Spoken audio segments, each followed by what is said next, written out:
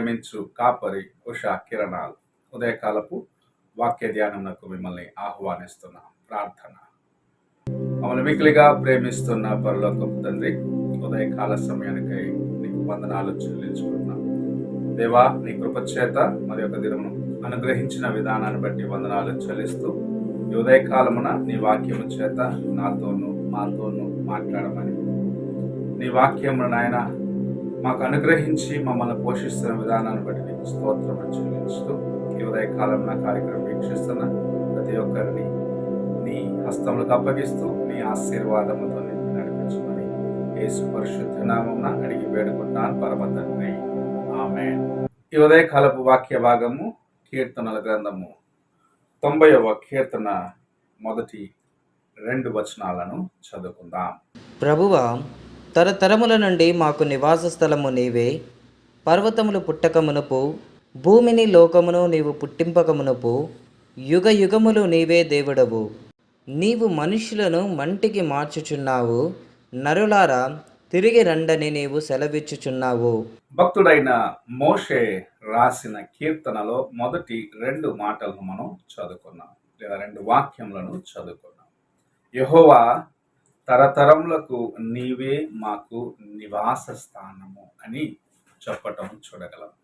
యెహోవా నీకు నివాస స్థానముగా ఉన్నట్లయితే నీవు ఎంతో ధన్యుడిగా ఉంటావని దేవుని యొక్క వాక్యం మనకు తెలియపరుస్తూ ఉన్నది.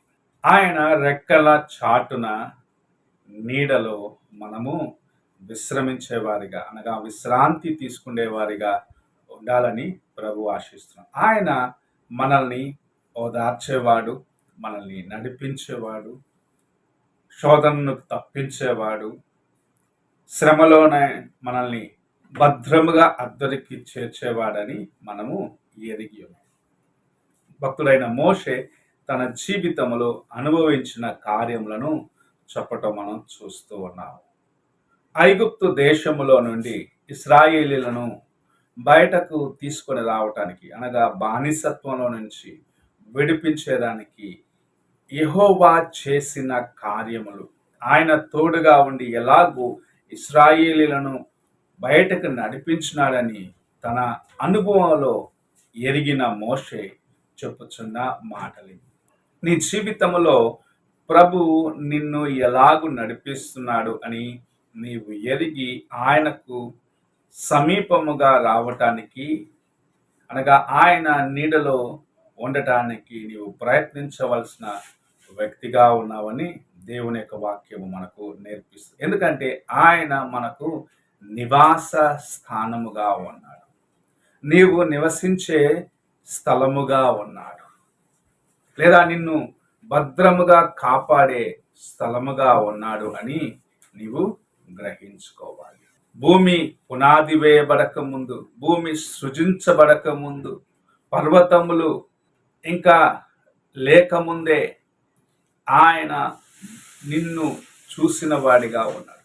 ఆయన తన ప్రేమతో నిన్ను ఆదరించిన వాడిగా ఉన్నాడు అన్న కార్యమును నీవు ఎన్నడూ మర్చిపోరాదు. నీవు ఇంకా రూపింపబడలేదు, అయితే ఆయన నిన్ను క్షుణ్ణముగా చూసి, నా కుమారుడు ఇలాగుంటాడు, నా కుమార్తె ఇలాగుంటుంది, వారు చేసే కార్యములు నాకు అంగీకారముగా ఉన్నట్లుగా వారు తమ్ము తాము నాకు అప్పగించుకుంటారని ప్రభు నీ పట్ల ఒక గొప్ప ప్రణాళిక కలిగిన వాడిగా ఉండటం చూడగలం.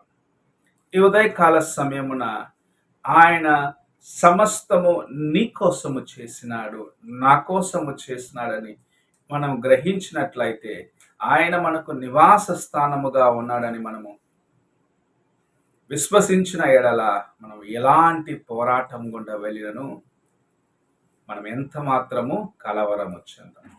ఒక వ్యక్తిని సమాధానము ఎలాగుంటది అంటే దానిని ఒక చిత్ర రూపముగా తీసుకొని రమ్మని చిత్ర కళాకారులకు ఒక పోటీని నిర్వహించారు. అందులో అనేక రకమైన చిత్రాలు వేశారు. కొంతమంది 2 పావురములు నెమ్మదిగా ఒక చెట్టు మీద ఉన్నట్లుగా, ఇంకా కొందరు అందరూ ఇంట్లో కలిసి ఏకముగా భోంచేసినట్లు, ఇంకా కొంతమంది సంతోషముగా మాట్లాడచ్చు, ఆటలాడుకుంటున్నట్లుగా వేస్తే, ఒక వ్యక్తి మాత్రము ఒక సముద్ర తీరమున అల్లోకల్లమైన పరిస్థితిని చిత్రంలో వేసినాడు. అక్కడ ఒక బండ ఉంది. ఆ బండలో అతని యొక్క చిత్రం యొక్క అసలైన విషయం ఉండటం, ఆ ఆర్ట్ కాంపిటీషన్ను ఆర్గనైజ్ చేసిన వారు దాన్ని చూసి, అందులో ఉన్న విషయాన్ని చూసి ఆ చిత్రంనకు మొదటి స్థానము ఇవ్వటం జరిగినది. మొదటి బహుమానము ఇచ్చినారు. అక్కడ ఉన్న వారందరూ మేము సమాధానము చూపించినట్లుగా మంచి మంచి చిత్రాలు వేస్తే, ఆ చిత్రమును చూస్తుంటే ఏదో అలోకలముగా ఉన్నట్లు ఉంది. అందులో మీరు ఏమి చూశారు, ఎందుకు దానికి మొదటి బహుమతి ఇచ్చినారు అని ప్రశ్నిస్తే, ఆ ప్రోగ్రామ్ని సిద్ధపరిచిన ఈవెంట్ ఆర్గనైజర్స్ చెప్పిన మాట ఏమిటంటే, మీరు ఈ చిత్రంలో బయట ఉన్న కార్యములు మాత్రమే చూస్తున్నారు, కానీ ఆ చిత్రము ఒక పక్క మీకు విధ్వంసమును కలిగించే కార్యములు చూపిస్తున్నది. భయంకరమైన అలలు ఉన్నాయి, జనులు పారిపోతున్నట్లు ఉన్నారు, అలోకలమైన పరిస్థితి అక్కడ ఉన్నది. కానీ అక్కడ ఒక బండ ఉన్నది.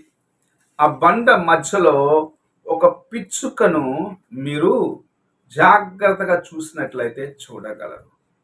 ఆ పిచ్చుకను చూస్తే బయట ప్రపంచంలో ఏమి జరిగినను నాకేమి అన్న రీతిగా ప్రశాంతముగా బండ మధ్యలో కూర్చొని జరిగే సంఘటన అంతటిని చూస్తున్నట్టు ఆ చిత్రకారుడు వేశాడు కదా. అంటే బయట ఉన్న వాటిలో ఉన్న కలవరమును ఆ పిచ్చుక చూడలేదు. అయితే తాను ఉన్న స్థలము తనకు భద్రతనిస్తుందని నమ్మకముతో ఆ బండ సందున ఆ పిచ్చుక ఎలాగున్నదో అలాగా మనము ఉన్నట్లయితే నిజముగా సమాధానముగా ఉండగలమని ఆ చిత్రపటమును లేకపోతే ఆ ఆర్ట్ కాంపిటీషన్ను ఏర్పాటు చేసిన వారు చెప్పటం జరిగింది. మన జీవితంలో కూడా మనము అలాగుండాలి.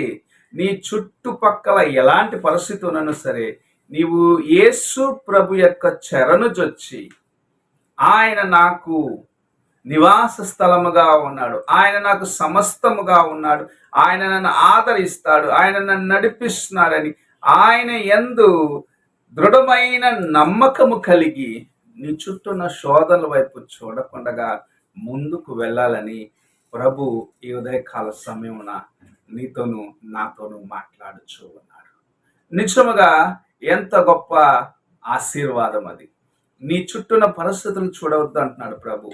నా వైపు చూడు, నేను నీకు నివాస స్థలముగా ఉన్నాను, నిన్ను భద్రపరుస్తాను, నిన్ను స్థిరపరుస్తాను, చివరికి నిన్ను తండ్రి రాజ్యంలో చేర్చి నాతో పాటు యుగయుగములు నీవు నివసించేదానికి నేను నీకు అవసరమైనవన్నీ చేస్తానని ప్రభు నీతో నాతో మాట్లాడుచూ ఉన్నాడు. ఆయన మనకు నివాస స్థానము. భూమి పునాది వేయబడక ముందే ఆయన మనల్ని ఎరిగి ఉన్నాడు. మనల్ని భద్రముగా తండ్రి రాజ్యమునకు చేర్చే కార్యమును చేసేదానికి ఆయన సిద్ధముగా ప్రతి క్షణము నీ ప్రక్కనే ఉన్నారనేది ఎన్నడూ మర్చిపోరాదు. ఆయన మన యొక్క నివాస స్థానము, ఆయన మన యొక్క గమ్యము, ఆయనే మనల్ని తండ్రి రాజ్యమునకు చేర్చేవాడు. ఈ భూమిలో ఉన్నవన్నీ గతించిపోవచ్చు. భూమి పునాది వేయబడక ముందే నిన్ను నన్ను చూసిన ప్రభు, వధింపబడిన గొర్రె పిల్లగా నీ కోసము నా కోసం సిలువలో వేలాడిన యేసు ప్రభు నీకు నాకు ఆ సమాధానం ఇచ్చేదానికి మనకు నివాస స్థలముగా ఉన్నాడన్నది మనం ఎన్నడూ మర్చిపోరాదు. ఈ ఉదయకాల సమయమున అలాంటి నిర్ధారణ కలిగిన వారుగా, ధైర్యము కలిగిన వారుగా నీవు నేను జీవించాలని ప్రభు ఆశిస్తూ మనతో మాట్లాడచ్చు. ప్రార్థన చేసుకుందాం. మమ్మల్ని మిక్కిలిగా ప్రేమిస్తున్న పరలోకపు తండ్రి, ఈ ఉదయకాలమున మీరు మాకు అనుగ్రహించిన నీ వాక్యమును బట్టి స్తోత్రములు చెల్లించుకుంటూ, నీవే మాకు నివాస స్థానముగా ఉన్నావని మేము విశ్వసించి నీ వైపు చూసి ముందుకు నాయన వెళ్ళేదానికి, నీవు మాకు ఇస్తున్న భద్రతలో నాయన మేము దేవా ఉన్నామని గ్రహించుకొని నీ వైపు చూసి ముందుకు వెళ్ళే కృపను దయచేయమని యేసు పరిశుద్ధ నామమున అడిగి వేడుకుంటున్నాను పరమ తండ్రి. ఆమేన్.